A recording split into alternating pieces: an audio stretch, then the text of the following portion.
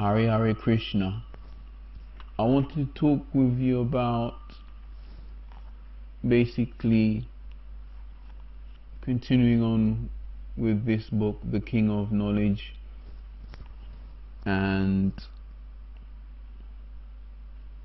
yeah, continuing off from what I've said previously in the previous video. And yeah, so the bit I want to talk with you about is, but I won't read much out. It was to do with education. That's what we talked about last time. But there are parts I want to talk about, like Raja Vidya. So if you want to know what Raja Vidya is, it's basically, it's not a person, it's basically another word for knowledge or wisdom. It's not a physical person. So yeah, and the king of education, the summum bonum of knowledge. That bit, the summum bonum of knowledge. Let me just read out to you about what I've found online at this website, which is, oopsie,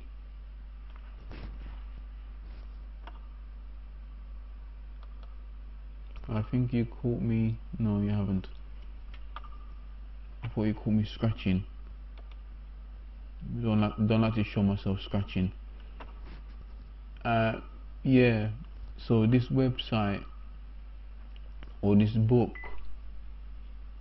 I'm reading out from this book about the summum bonum, the summum bonum of knowledge. I think it says from bondage to freedom. That's the title, and the other title part, which is 2 dots, which is called Spinoza on Human Excellence, and it's by Michael Lieboff. So yeah, basically, and yeah, you can buy the book. It's an ebook. So basically, the bit I want to point out is this part where it talks about the summum bonum of knowledge, because that's what they're talking about. Because it says here, where it says, I read it a bit before that as well. I don't think it matters. I don't think it's relevant anyway, but the bit above it, but I'll point it out if I can, the bit I want you to take note of. So it says, Spinoza ought to deny that there is such a thing as a summum bonum. He ought, this part I think is the part I want you to take note of. And it says, he ought to hold the view that just because all goods are instrumental, no, this is the part as well. So it says, just because all goods are instrumental, comma, no goods are complete. I'll read on in a minute, but where it says about, like I just read out to you about no good is complete, I mean, you know, whatever good you do, and it's also saying, I think it seems to me like it's saying that about summum bonum, when it says about no good being complete, because that seems to me like it's to do with summum bonum. So, you know, I believe that's falsehood, really, because or false, because there's no such thing as a complete good. You're either good or not. There's no in between. You know, there's no beat around the bush or anything like that. You know, once you're good, you're good. You can change from good to being bad, but once you're bad, you're bad. And once you're good, you're good. You know, good is complete, bad is complete. There's no like middle ground or half complete or quarter complete or 3/4 complete. But I don't think I'll read on about this. I won't go further on reading this, but I'll try and summarize it a little bit. So let me read a bit. So this is about after that where I stop. It says Hobbes, comma, for example, but I won't say it.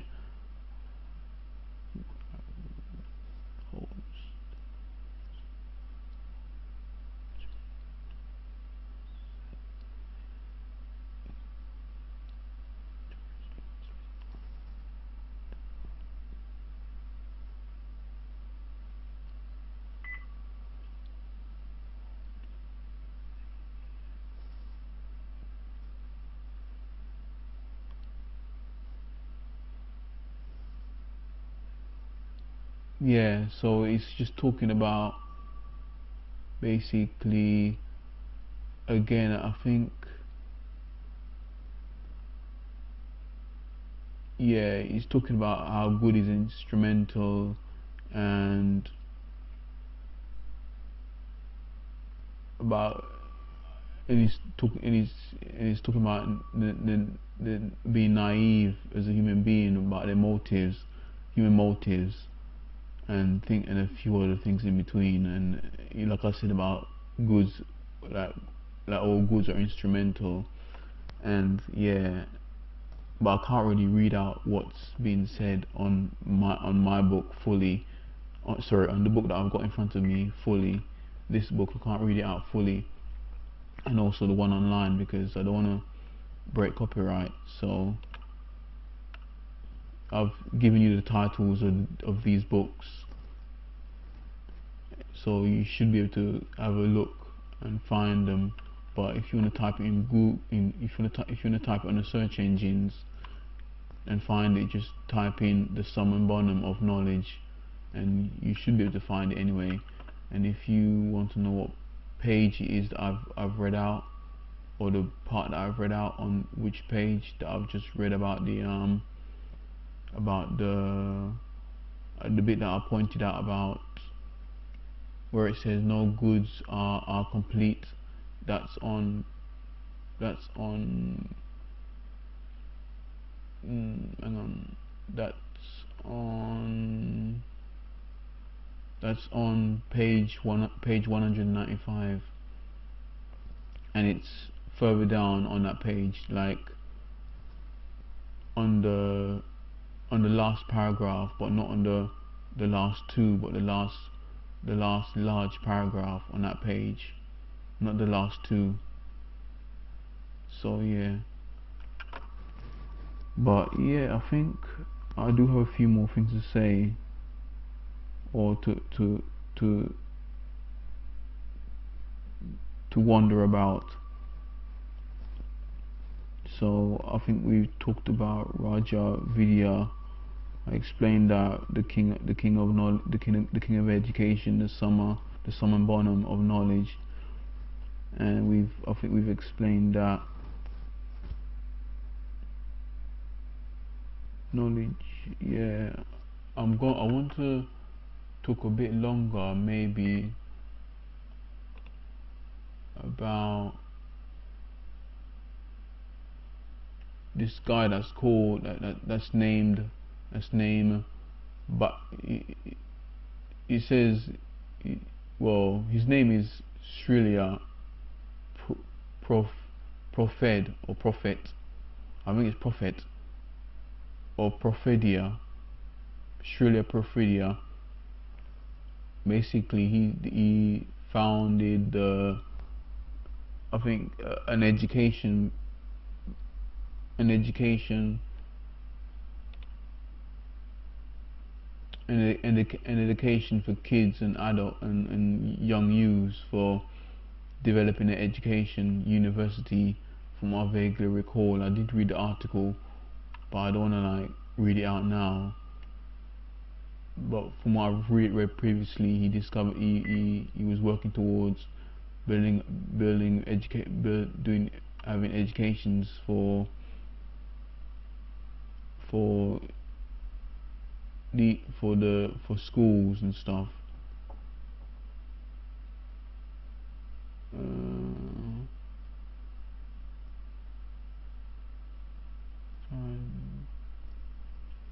Born did educate like he's educated young man teaching. So man dedicate his life to teaching. Oh, sorry, he was a teacher. He was a teacher, but I'm sure he he did what I said before. So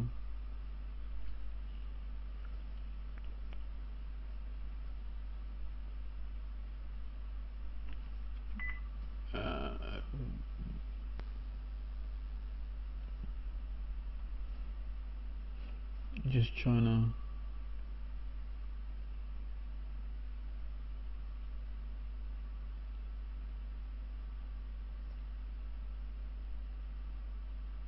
Yeah, he did magazines like without assistance. Started English Fortnightly magazine. So I mean, you guys and ladies can do your own research on Srila Prabhupada. I said the name already, but I won't say it again. You can do your own research on Srila, and some of you know him already. But the point I want to point out is that being in the Hindu religion and for a guy like that, you know, Srila, for a guy like that, and to die like that as well. But before I get to the death part, his death. Should I trying to think, because yeah, let me talk about how he died, because basically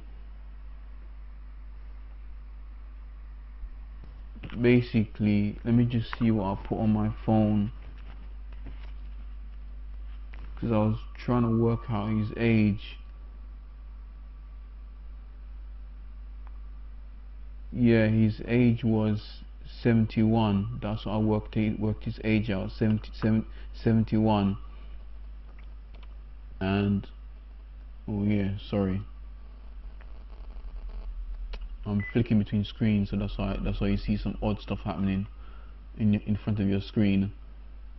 So he died at age 71, 1977, November the 14th.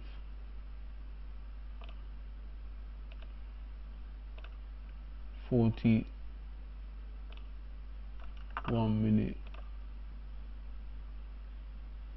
Yeah, November the 14th, 1977. I'm guessing this is Vrindavan, India. That's where he died. Yeah, it must be. Yeah. So basically, for somebody, that's so perfect, that's so high in leadership, you know, he should already have been protected, because if you look online, you see that he was apparently they say, and he himself said it himself. He himself said it, Srila, that somebody poisoned him. And I will read the article that actually said that.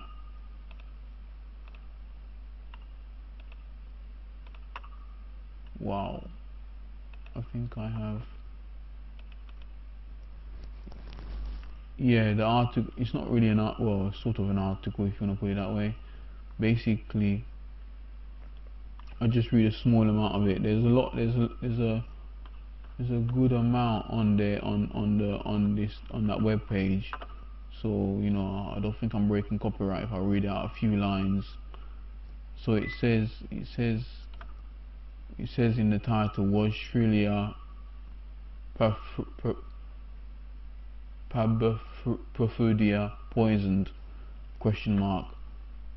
And it says the question whether Srila Prabhupada was poisoned by arsenic is not a question of speculation or argumentation. Srila Prabhupada himself, open bracket, by himself on tape, close bracket, says, comma, that he has been poisoned. So, but if somebody with that, because if you put two and two together, I've never heard any Christians ever, as long as Christianity has been around, I've never heard anyone that's Christian saying that they've been poisoned in any kind of way. But you have to do your own research on that and see what you find. Someone that's poisoned and died, basically, is what I'm trying to say. Yeah, so, but if I know they say Krishna is with him and never forgot him, but if Krishna never forgot him in any way, he shouldn't really have died in that kind of circumstances. If Krishna is so great and powerful, he should have been able to protect Srila. He should have been able to protect Srila and be able to and because of what Srila has done, he should have been able to protect Srila of whatever Srila did, to support Hinduism. Krishna should have protected Srila, regardless of whatever Srila did. Krishna should have protected him and not poisoned him. Not have let him get poisoned. So if Krishna, like it says in the kingdom of knowledge, and in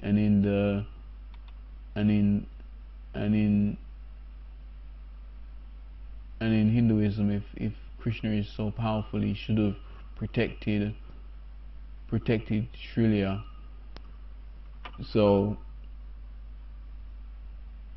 what else? And and if Srila died at such a young age, because he is young,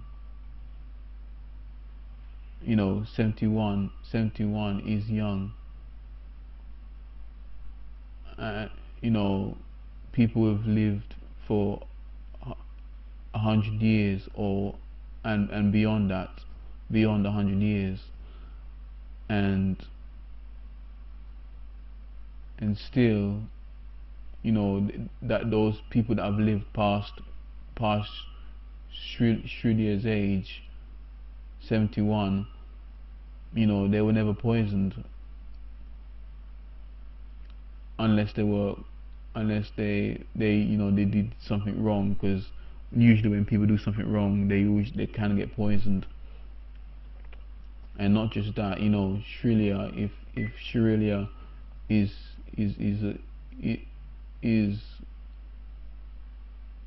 what they're saying he was, he should have been able to die and come back to life and say, I've been to heaven, I've been to hell, I've been to these places in the afterlife, and I've come back to earth, and I've said, and I've seen, and it's great.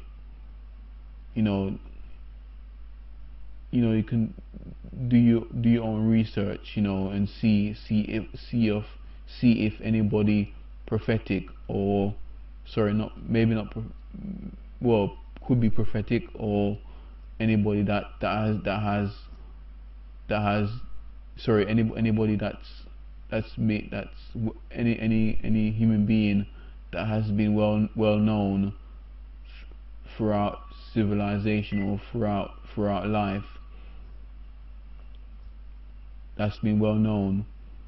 You know, check and do your own research. See if they've died and come back to life, and see if they've lived to tell the tale and said, you know, I've come back, I've come back from the dead, come back from the dead, come back from being dead. I've had my death certificate. I've held my own death certificate. I've held my own death certificate in my own hand. And I like to say, you know, the afterlife is real. Heaven and hell is real. The afterlife is real, and all these kind of things.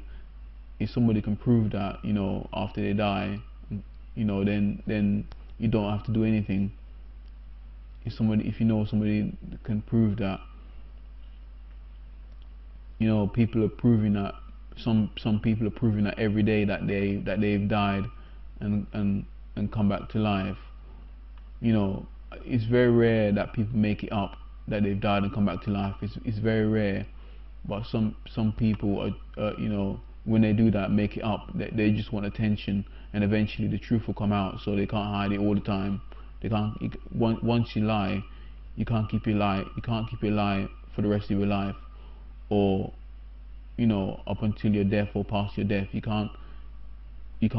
A lie can't always stay a lie. The lie will always be exposed, whatever you do. So yeah. I think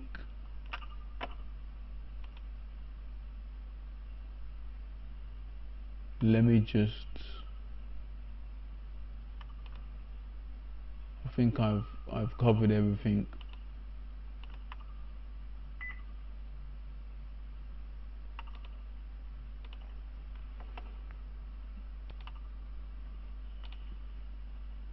So we've talked about the sum and bonum of knowledge. Just to recap, we spoke about what about Raja Vidya. Well, that was what I said in one of my previous videos, but what it is really is who is Raja Vidya. And in the previous videos before that, in the previous video, I spoke about, can Krishna promise true knowledge? So have a look at that if you're interested. So that's really it. So Hare Krishna, take care.